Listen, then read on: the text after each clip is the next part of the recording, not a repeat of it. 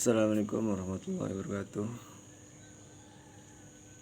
Baik, sebelumnya kita perkenalan dulu sebelum membahas tentang materi yang akan dibahas pada pagi hari ini. Oke, baik.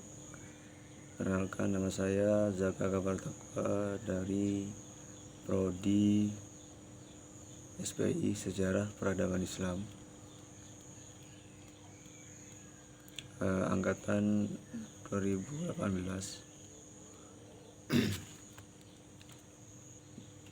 Baik, di sini saya akan membahas tema yang berjudul tentang demokrasi Indonesia.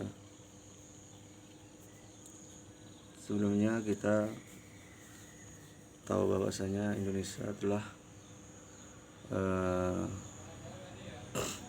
berada pada dalam negara demokrasi yang dapat dibuktikan. Apa itu demokrasi?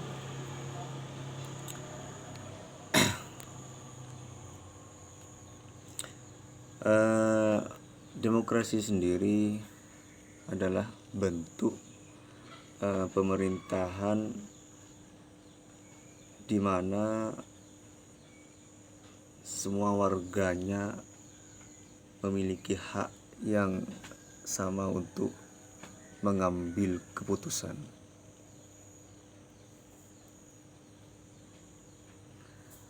Keputusan tersebut dapat mengubah hidup mereka. Artinya di sini adalah demokrasi sendiri tentang bagaimana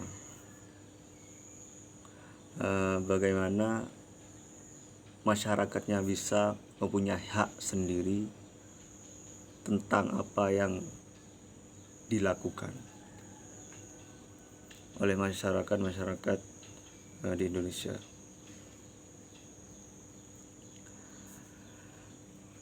Demokrasi sendiri mengizinkan warga negara ikut serta baik secara langsung atau memulai perwakilan dalam perumusan, pengembangan dan pembuatan hukum.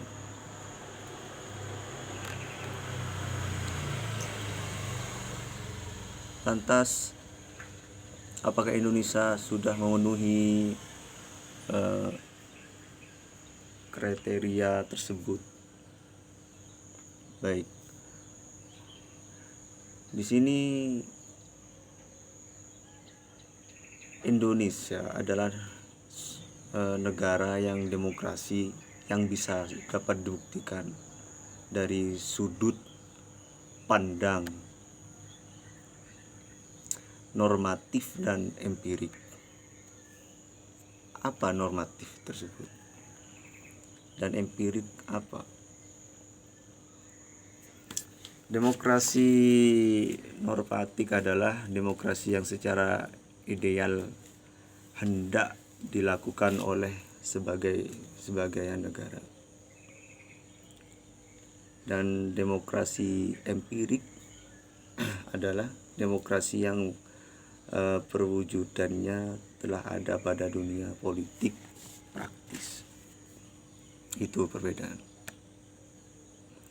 antara normatif dan empirik. Oke, baik. Lanjut.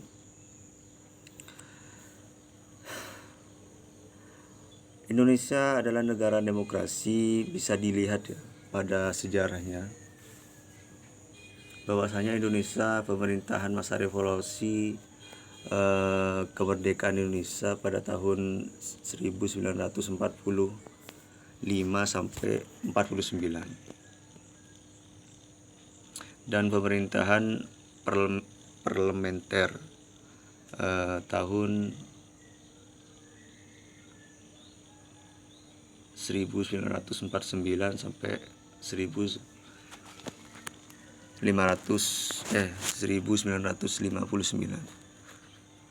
Dan selanjutnya demokrasi terpimpin tahun 1959 sampai tahun 65.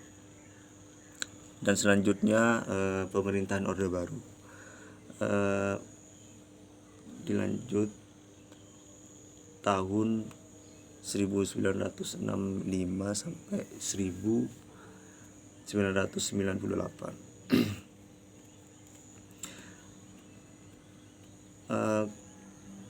Pemerintahan Orde Reformasi antara tahun 1989 sampai sekarang ya.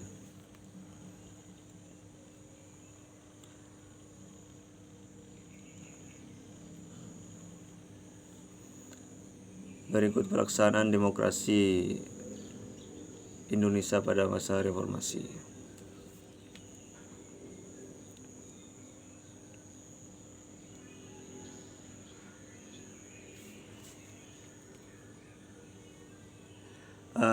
Bukti normatif dan empiris Indonesia, negara demokrasi Indonesia periode reformasi tahun 1998, yaitu yang dipimpin oleh Soeharto. Waktu itu Soeharto terpilih menjadi nomor 1 Indonesia, yaitu presiden. Dalam terpilihnya Soeharto tersebut berdampak pada perekonomian Indonesia yang waktu itu sangatlah tidak sesuai dengan pilihan.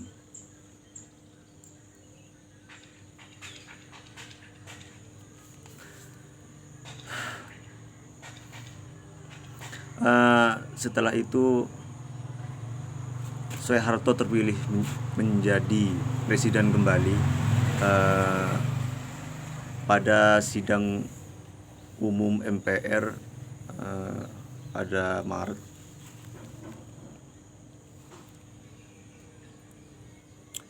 yaitu 1998. Tetapi terpilihnya Soeharto kembali menjadi presiden itu menimbulkan permasalahan seperti penyimpangan pada masa pemerintahan Orde Baru, membawa Indonesia pada kritis multidimensi, diawali kritis moneter dan perekonomian dan lain-lain, yaitu pada kepemimpinannya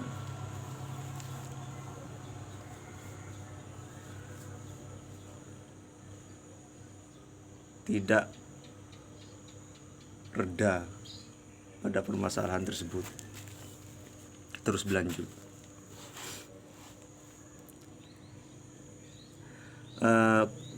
Dan setelah banyak permasalahan pada negara, masyarakat di Indonesia sendiri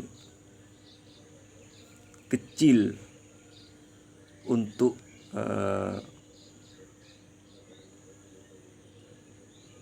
percaya kepada pemimpin, khususnya kepada Soeharto, dikarenakan permasalahan tidak begitu selesai, tidak cepat selesai dan terus berlanjut. Akibatnya pemerintahan Orde Baru di bawah pemimpinan Presiden Soeharto terperosok ke dalam kondisi yang diliputi sebagai tekanan politik baik dari luar maupun dalam negeri.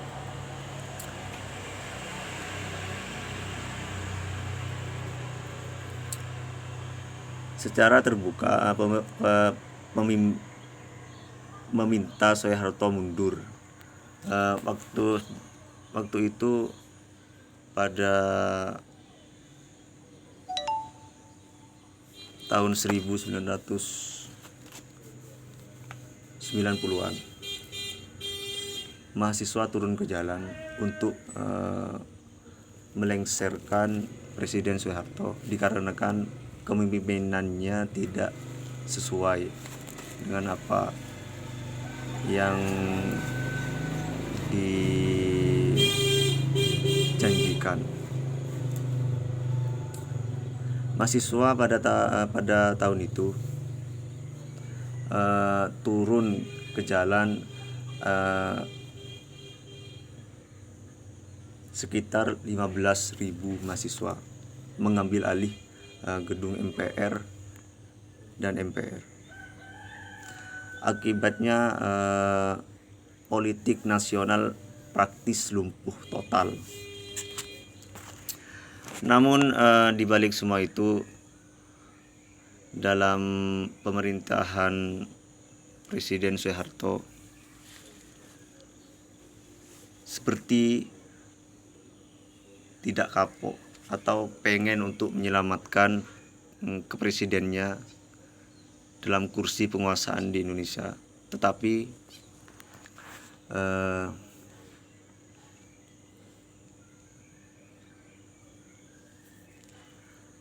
menawarkan berbagai langkah seperti perombakan kabinet dan bentuk Dewan Reformasi.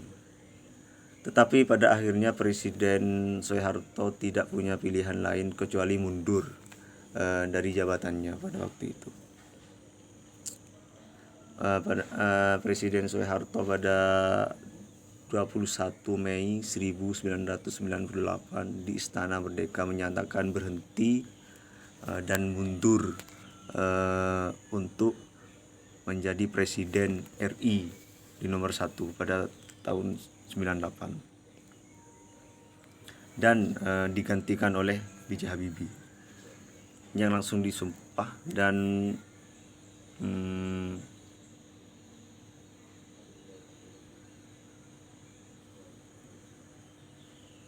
dipilih untuk menjadi presiden yang ketiga Indonesia.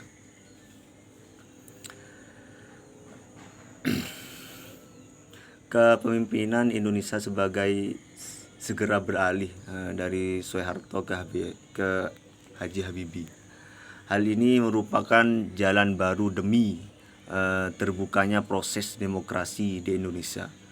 Kendati diliputi kontroversi tentang status hukumnya, pemerintahan Presiden B.J. Habibie mampu bertahan selama 1 tahun saja.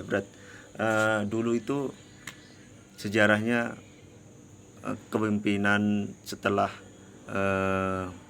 Soeharto dan diambil alih oleh B.J. Habibie. B.J. Habibie tersebut cuman menguasai menjadi presiden di Indonesia selama 1 tahun.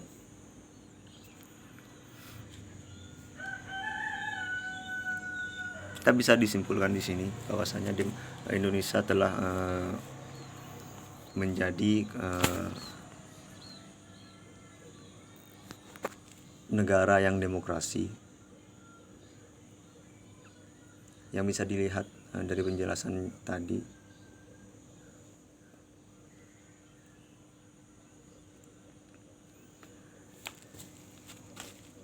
Kalau dilihat dari pandangan saat ini, Indonesia telah menjadi negara yang demokrasi, yang secara ideal hendak dilakukan oleh sebuah negara. Dan bentuk pemerintahan di masa di mana semua warga negaranya memiliki hak yang sama. Berarti perbedaan dulu dengan demokrasi Indonesia sekarang, masyarakatnya bisa mempunyai hak masing-masing. Baik, cukup sekian penjelasan tentang sejarah demokrasi Indonesia periode reformasi. Oke, baik. Assalamualaikum. Saya akhiri. Assalamualaikum warahmatullahi wabarakatuh.